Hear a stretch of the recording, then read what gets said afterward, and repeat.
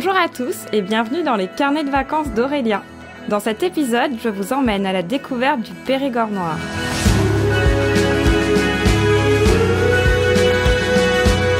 Visiter le Périgord noir, c'est un peu comme ouvrir un grand livre d'histoire et remonter le temps jusqu'à la préhistoire avec ses 15 sites classés au patrimoine mondial de l'UNESCO.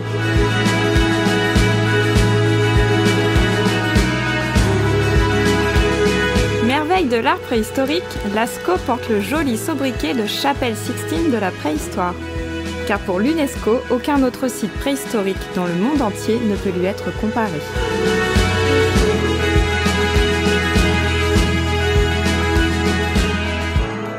Là, je découvre à la lampe torche la salle des taureaux de Lascaux II. Dans des animaux, il y a des animaux cachés. Donc par exemple là, on a une auroch et dans son ventre se cache un ours. On voit sa patte avec les griffes, son dos, la boule de graisse, les deux oreilles et le museau. Donc il faut rester très attentif et garder l'œil ouvert.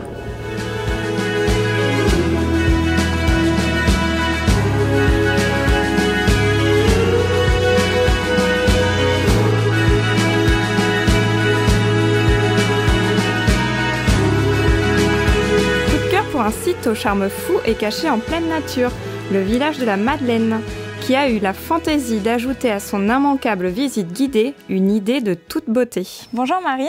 Bonjour Aurélia.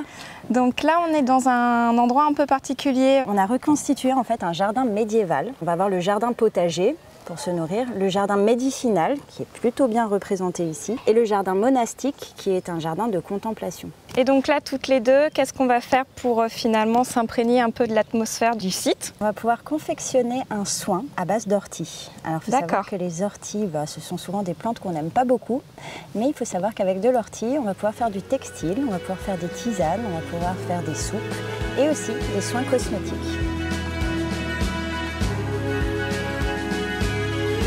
On va juste écraser la feuille et en faire une poudre, la poudre la plus fine qu'on puisse faire.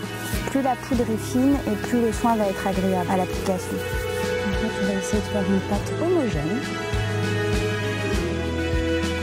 Donc là, on va l'étaler comme ça. Ça va permettre de gommer toutes les petites peaux mortes qu'on a sur le visage. Et ensuite, on va le laisser agir pendant à peu près 5 à 7 minutes. On va aller jouer à cache-cache tout à l'heure. Je vais me cacher dans les bois, vous allez essayer de me retrouver.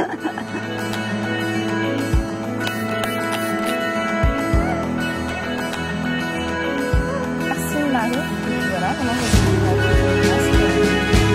masque à base d'ortie, il n'y a rien de plus simple.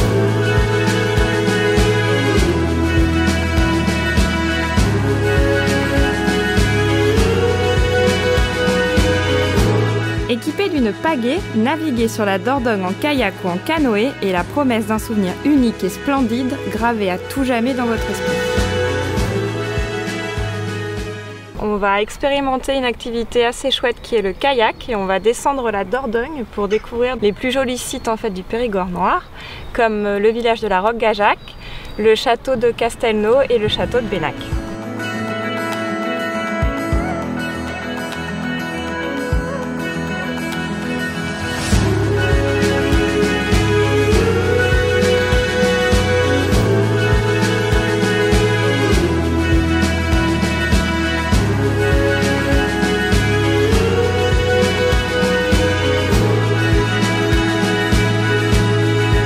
Le Périgord noir compte à lui seul 6 des plus beaux villages de France.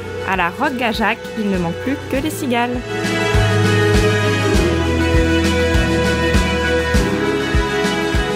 À la Roque-Gajac, il règne un microclimat, un climat méditerranéen, qui donne à la végétation environnante des aires de jardin exotiques. Donc au-dessus de moi, j'ai des bananiers. Dans le Périgord, la noix, c'est toute une histoire. Au domaine de Vieille-Croze, elle se raconte dans son écomusée et dans son moulin se transforme en huile vierge et artisanale. Bonjour Laurent. Bonjour Aurélia. Alors où est-ce que je me trouve actuellement? Vous êtes sur la propriété du domaine de Vieille-Croze et plus particulièrement sous cette jolie noyerée. Nous sommes producteurs d'huile de noix et donc nous sommes des mouliniers, tout simplement. Alors nous sommes aujourd'hui sur une noyerée bio on peut s'apercevoir que la noix est toujours dans sa bogue, bien refermée, qu'elle n'est pas du tout ouverte. Et donc petit à petit, avec l'humidité matinale qu'on peut avoir en Périgord à partir du 15 septembre, mais la bogue naturellement va s'ouvrir et libérer son fruit. Pourquoi le Périgord est réputé pour ses noix? La noix du Périgord a toujours été connue et reconnue. Ces plaines qui sont très fertiles, qui ont été dédiées à partir de 1900 sur une culture du tabac. Aujourd'hui, elle est abandonnée.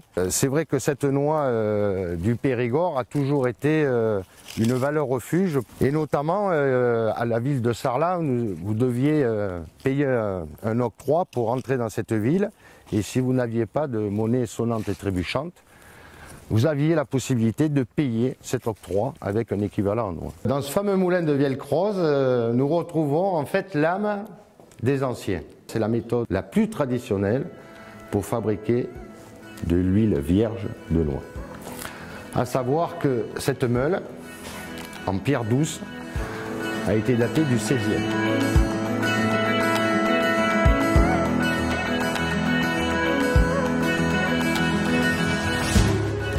On a récolté, broyé, chauffé, pressé, on met en bouteille. Et nous obtenons la fameuse huile vierge de noix du moulin de Vielcroze.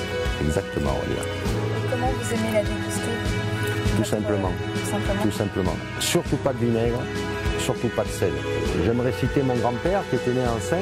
Le Périgord, ça se mérite, mais surtout ça se respecte. On va la respecter.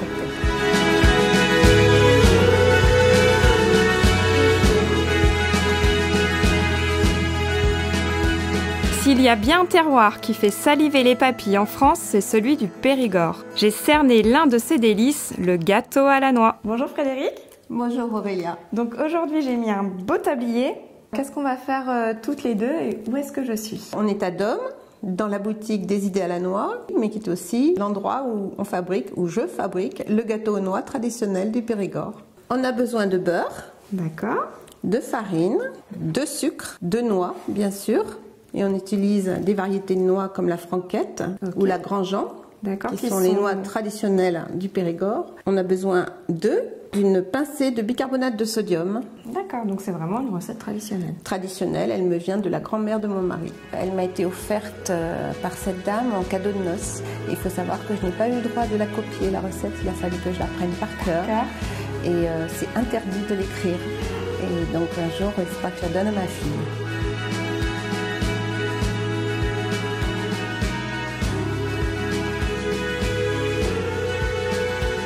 À mélanger un petit peu, voilà, et maintenant on va rajouter les noix. Ça va plus rapide? Oui, c'est très rapide. Ça tient. Maintenant on va pouvoir le verser dans un moule. Alors Aurélia, voilà le gâteau. Est-ce qu'on le laisse un peu reposer avant de le déguster quand il sort du four? Oui, alors il faut qu'il soit froid quand même, parce que vous sentez bien la noix. Alors là, il y a vraiment une complémentarité en fait entre les deux compositions de la noix en fait. Merci Frédéric pour votre accueil. Merci Aurélia.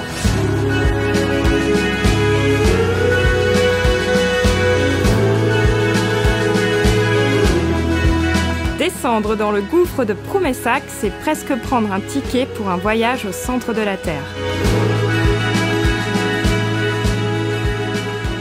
Au XVIIIe siècle, les villageois pensaient que le gouffre de Promessac, c'était soit l'antre du diable ou soit un cratère. Quand ils tendaient l'oreille à l'approche du trou, ils entendaient en fait une sorte de crépitement, alors que c'était simplement l'eau des sources qui s'écoulait. L'hiver, ils voyaient une fumée qui se dégageait de la grotte à cause de la différence de température du gouffre et de l'extérieur. C'était vraiment un endroit qu'on a rebouché parce que les villageois avaient peur de cet endroit. Au XXe siècle, il y avait une nacelle qui descendait déjà au fond du gouffre. Elle était tractée soit par des humains ou soit par des animaux.